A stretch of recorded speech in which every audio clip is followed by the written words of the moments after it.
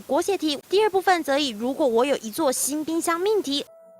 假如我有一台冰箱，我一定把鲈鱼跟鸭鸭都逼进去，作为明天的晚餐食材。再请各位队员到那个餐桌前集合，有没有？